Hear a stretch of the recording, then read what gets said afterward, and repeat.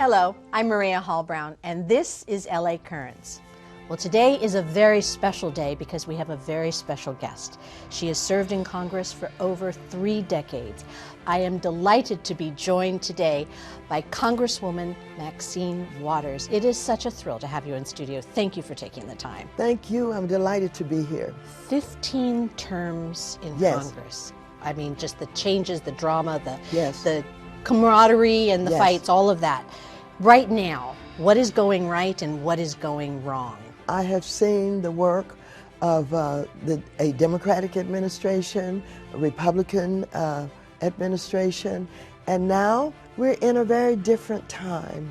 And I'm not proud to, have to share this, and I do share it in the community. I've never seen anything like what we're experiencing now. We have people who have been elected to office who are part of groups like QAnon, the Proud Boys, the Oath Keepers, and the KKK. They're in the House of Representatives and the Senate. These are people who I think are undermining our democracy. In 2018, you were selected to be the first woman to chair the House of Representatives Yes. Financial Services. That is a huge Yes. position, incredibly Yes. important. And how has that affected you and who you are as a congresswoman? Well, first of all, let me say that you're absolutely right. It is a huge responsibility to be the chair of the Financial Services Committee of the House of Representatives, because we're dealing with all of Wall Street, we're dealing with all of the capital markets, we're dealing with housing and all of HUD, we're dealing with the World Fund, we're dealing with all of these entities, and you have to pay attention to all of them. So this is a big job. And I focused on housing, and I'm fighting now to make sure that that $150 billion is in that Build Back Better program. You've never shied away from a fight. You have been very outspoken a number of times, and sometimes that's been called back on you. Does that bother you? Are you okay with that? Are you fine with needing to say what you need to say? Do you ever have any regrets that maybe something that you've said been pulled out of context and had been used in a way that it shouldn't have been? Or are you glad that the attention is being paid because you're being heard? Well, I am pleased that for whatever reasons, how I was reared, my religious background with my family, I'm pleased that I'm able to feel confident, to be able to speak out when it appears to be dangerous to do so. Because as politicians, you're always thinking about whether or not you're going to harm your own ability to be reelected, etc. And so I'm free of that, and I feel good about that. Of course, there are times when I regret that I could have done things differently, maybe how I could have avoided a confrontation, maybe how I could get more people involved, and I think about that a lot, and I try and use my experience to do better. There have been such world-altering issues that the government has had to face. Politics aside, a pandemic, civil unrest, so many things that have been volatile. Is anything moving forward? Are you feeling a bit discouraged, or are you feeling as if there's going to be a radical shift and things are going to get better? I mean, where are you in terms of tone? Well, there certainly is division in a way that keeps us from being able to advance the kind of legislation that we feel is in the best interest of the people. We're fighting right now on something called Build Back Better.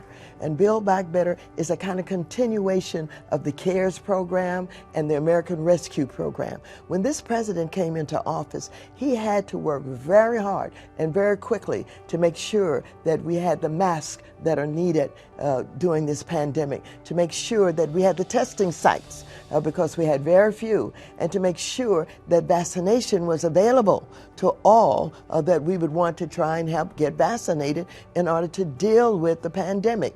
And so we did a lot of work. We got some support in the CARES Act.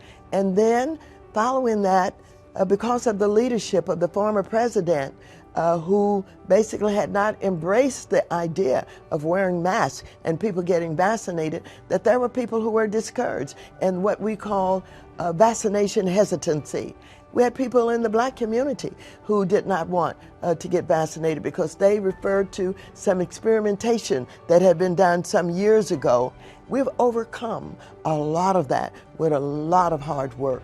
I have to take the vaccine. I have serious underlying health issues. If I don't take the vaccine, I won't be here. I'll die. I know I'm safe.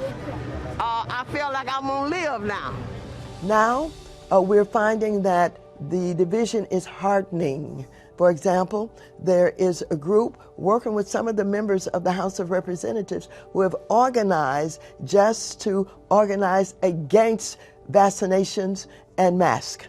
And they've turned it into a political effort, and they have rallies, etc. But we're fighting. We're fighting with Build Back Better because we know that we've got to continue to support the families in this country and the children.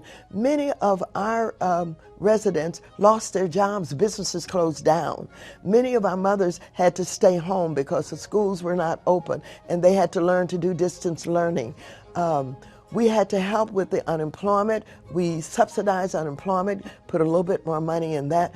We really did a lot for these small businesses. We had the PPP program that helped to provide the loans and grants that were needed to keep them open and keep them operating. And of course, PPE. It was so important for our nurses to have everything that they needed, the gloves and the gowns and the shoes and all of that. But we have to continue because one of the things that we know is we're susceptible to variants. And even as we have fought this last variant, Omicron, we have a new variant that's coming on. I think it's referred to as B2. Right. And it may be very contagious.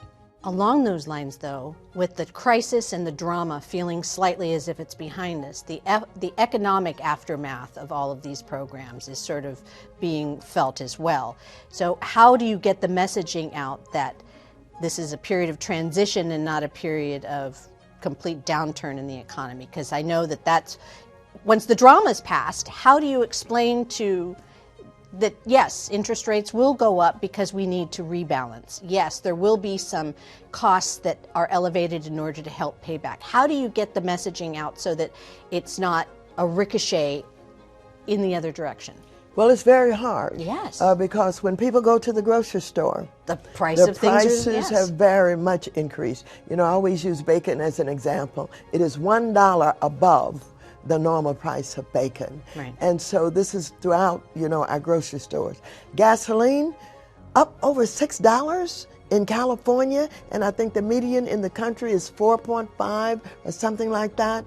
And so, first of all, you got to recognize that it's difficult for people and their families and people on fixed incomes. Before you try to explain, you know, it's going to get better and what is happening, recognize that people are confronted with these kind of difficulties and help out in every way that you can to point them toward resources that may be available to help in their particular situation.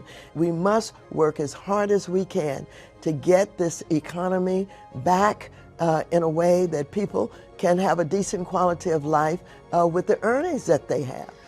Well, Congresswoman Waters, Yes. You are incredibly inspirational in terms of your independence, your veracity, and your commitment to the people that you serve.